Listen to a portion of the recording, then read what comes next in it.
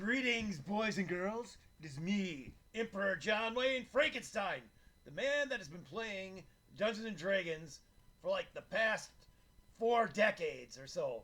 And today, I just wanted to discuss with you my feelings about the upcoming new Dungeons and Dragons D&D 2024, the 1 D&D. Specifically, I want to discuss the changes to the Cleric class.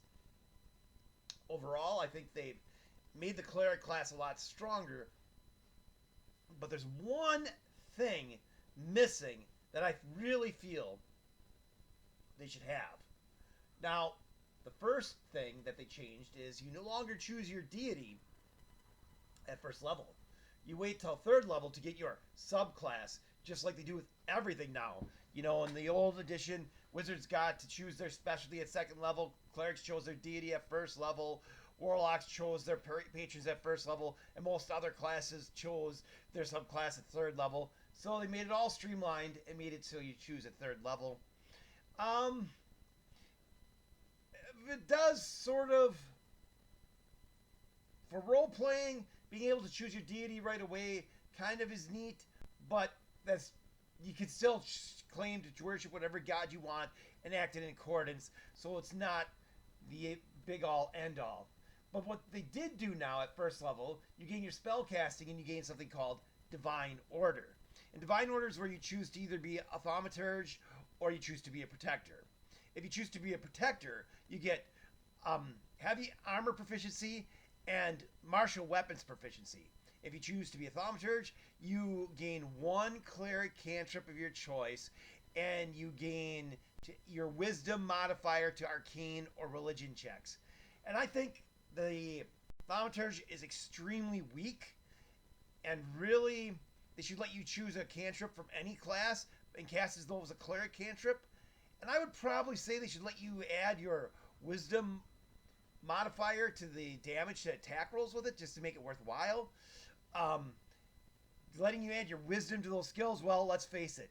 If you're playing a cleric, chances are intelligence is your dump skill, but religion and arcana require intelligence, so that makes it so they're at least useful skills for you, but not necessarily great alternatives. I don't know that there's any reason not to have just chose to give you expertise in those skills, but in any case, this also does make taking a one level dip in cleric even more tempting, because you don't have to choose a god or anything, you just can automatically get the heavy armor proficiency and the weapons proficiency. The second level power is channel divinity, and of course now you get multiple channel divinities based on your levels. It goes from like 2 to 4. You get one back on a short rest. You have the standard turn on dead, and then they have one which I think is really weak, where you choose one creature and you can do either 1d8 plus your ability modifier in damage or healing to them. To me, the channel divinities seem a lot more powerful than a spell, where this is weaker than the first level healing or damaging spells clerics has. I think perhaps they should let you target a number of creatures equal to your proficiency, your bonus or whatever, to make it worthwhile, but that's neither here nor there. Then level 3, you get your cleric subclass. That's where you choose your deity. They only have 4 to choose from in here. They have trickery, they have light, they have life, and they have war. Now this is where I would make the change. I think at third level, when you choose your deity, you should also automatically, if you don't have it, get a weapon proficiency with your deity's chosen weapons, and then get the weapon mastery skill associated with that weapon. You see, the new D&D 24, they have weapon masteries, where every weapon has a special ability associated with that weapon. But only martial classes get to choose a weapon mastery. Clerics don't get to choose it. But it's very in flavor to encourage the clerics to wield the weapons of their deity. And that used to be something that they used to get. And it should be something that they do to help identify themselves as a cleric of their church and to show their support and admiration for their deity. And getting the martial skill associated with that weapon would only make sense. That is the big change I would make, besides what I mentioned with the Channel Divinity. Level 4, you get an ability score improvement. Level 5, you get what they call Seer Undead. This replaces the old Destroy Undead. Instead of destroying all the undead that you try your turn on, they all take radiant damage. So it's a group damage, and it's probably going to be enough damage to destroy some of the weaker, lesser undead, but also it helps damage some of the more powerful things. Again, making it a little more useful. Level 6, you get your next subclass feature. Level 7, you get Blessed Strike, and you choose either melee, in which case you do 1d8 necrotic or radiant damage on a successful melee hit, or you can choose to have your wisdom modifier added to your damage with the cleric cantrips. Level 8, another ability score improvement. Level 10, you get the new version of Divine Intervention, which allows you to cast any cleric spell 5th level or less that is not a reactionary spell once per day. So it gives you essentially a free spell slot that can be any spell you need that doesn't require a reaction. Level 12, you get another ability score improvement. And then at 14, your Blessed Strikes get improved, which means if you're doing the melee option, you do 2d8 damage on a hit.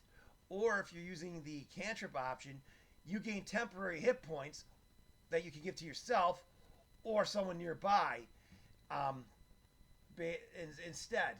And then your next ability score improvement is at 16. 17, you get a subclass feature. 19, you get an epic boon, which is basically an epic feat. And level 20, you get greater divine intervention, which means you can cast the wish spell, but after you cast the wish spell, you can't use it again for a few days. It's like a dice roll. You have to take that many long rests. So basically, it gives you a free level 9 spell, the most powerful spell that you can use whenever you really need it, but then you have to wait 2d4 long rests before you can do it again. So that's a pretty big upgrade. It's in some ways perhaps nerfed a little bit from the original version where you could just ask your deity for help and it could be almost anything. But, well, it gives you an extra 9th level spell that you can cast and still cast your daily 9th level spell. Plus you got an extra spell slot that can be 5th or less every day of any spell you want. So overall, I enjoy the new Cleric, but I really, really, really think they should make your deity's favorite weapon a thing again. I mean, they should encourage you to do it, not just for role-playing, but give you a little advantage. And I think adding a martial mastery for your deity's favorite weapon is the perfect way to do it. Perhaps at 6th level, giving you an extra attack, but only when you're using the attack option with your deity's favorite weapon. I think that would work too, or be a nice addition. Sure, we're making them a little more powerful in the martial department, but clerics were always meant to be a strong backup martial character. Well, that's just my opinion. I would really like to see the flavor added of encouraging players to use their deity's favorite weapon. I thought that was a fun mechanic. I thought it made it a little more interesting and a little more entertaining. It also helped you know what deity the clerics might be using. And I don't know. Flavor's free. You can still use the weapon of your deity's choosing. But, you know, all these martial masteries, that's like their big selling point of the new edition. It would be great if they'd give the clerics an option to get it as well. But I guess if you cast spells, unless you're like, you know, an Eldritch Knight or a Spell Thief, they don't want you going around having that extra little bonus, which I think is unfortunate. If you're going to have a new toy and a new tool, you should allow everyone to be able to get their grubby little mints on it to make it a lot more fun and a lot more strategic. And of course, limiting it to the deity's favorite weapon, you know, their weapon of choice, is a good way to restrict it so it's not going totally out of hand and the clerics can't totally min-max. But, well, I guess that's all I have to say on that. I'm looking forward to this new book coming out. I like what they're doing with the backgrounds, how that's what chooses how you choose your stats, and you get an extra little bonus feat.